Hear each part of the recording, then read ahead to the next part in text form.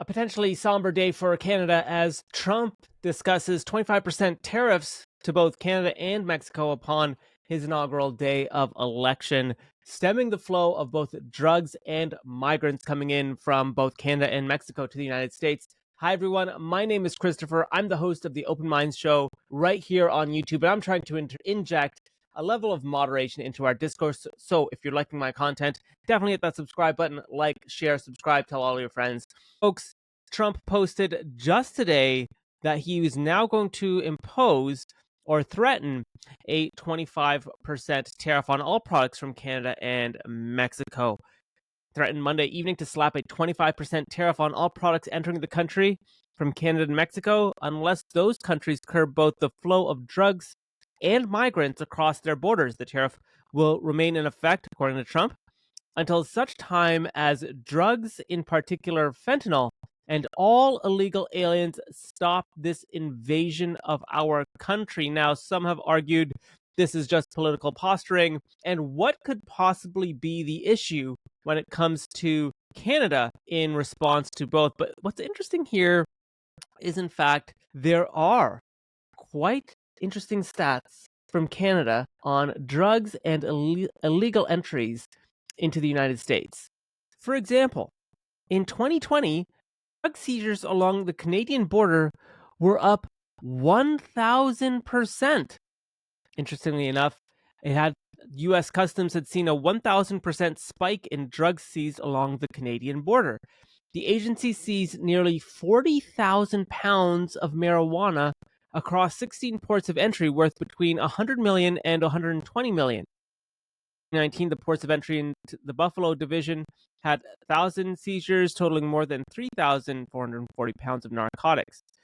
This is really interesting because since March 16th of that year, we've seen a huge uptick in marijuana seizures at the ports of entry. So lots of marijuana had been crossing into the United States. Not as many when it comes to illegal border crossings, but still up. U.S. Border Patrol reports record number of encounters with migrants at the Canadian border.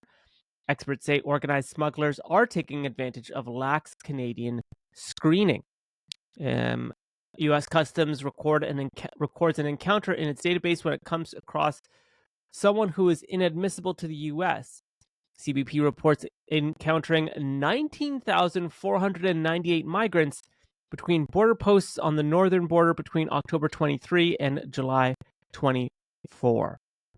While these numbers still pale in comparison, that's more than twice as many as the 7,000 plus encountered between border posts during the same time period the previous year. So, folks, let me just say, I do think much of this is being overblown by the president just to include Canada in, because the reality is we are nothing in comparison to the drugs and illegal border crossings happening from Mexico. So you might be asking to yourself, what could the Canadian Prime Minister do in response to these? Well, first we have to remember the Canadian Prime Minister, Justin Trudeau, could in fact first demonstrate our commitment to stemming illegal border crossings and illicit drugs crossing into the United States border. And so we could bolster our border surveillance, perhaps even working with U.S. Customs on drones, on sensors, on other types of measures we can take here in Canada, and further emphasize the collaborative nature that Canada and the United States play. I want to say this, but someone please correct me, the largest guarded or undefended border in the world, which is Canada, the United States. So I do think that there is some political posturing from Trump here, and that could really help the stem of illegal drugs and illegal migrant crossings. But secondly, we have to remember that, yes, NAFTA was replaced by the US-Mexico-Canada agreement, and there are actually there's a chapter in there, I think it's chapter 31 or something, that talks specifically about tariff disputes. And they have an entire dispute settlement. And it establishes procedures for monitoring and enforcing of the modernized high standards rules. And under the USMCA's revised dispute settlements procedures, the panel is established to deliver the request. And there's a whole process for this: consultations, establishment of a panel, written submission, rebuttal, opening statement, closing statements, final report. Like, if Canada goes the part of putting forward a dispute, there's a process involved, and that's going to take time to really work through. And to be honest, folks, I don't think Trump would be fully justified in enacting a 25% tariff on Canada when it comes specifically to illegal border crossings as well as illegal drugs. I mean, it's just not enough to justify such a tariff. Also, this may very well alienate Trump from other Republicans that are from states that are highly dependent on Canada for trade. Now, let's just be real. I think Ontario alone accounts for like $500 billion a year in trade with the United States. A tariff could mean really high goods and services for the American consumer, and that would be very detrimental to the United States. So again, I do think this is a bit of posturing on Trump's behalf, almost 2 months before, or sorry, just under 2 months before he gets sworn in. But it does signal, at the very least, it sends a flare up for a policy signal that Canada should really take heed of.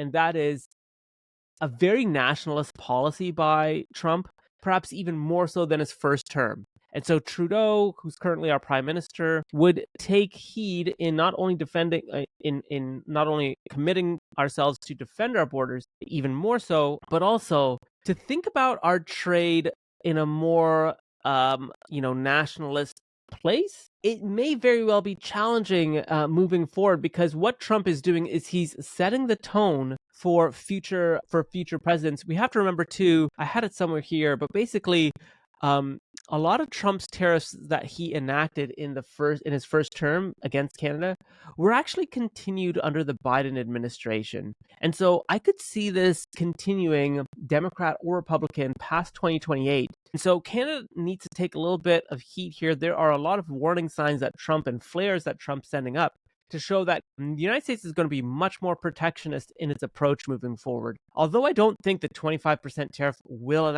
actually happen for Canada, it may very well signal that Trump is willing to go to certain lengths to put tariffs on Canadian goods. Now, how successful he'll be remains to be seen, but it does at least show a shift in policy thinking that Trump has. Again, cooler heads need to prevail here, and Trudeau, like he did first go round, needs to focus on diplomacy with the Trump administration and also show the impact Canadian goods and services have for very specific states that Trump won in the 2024 election.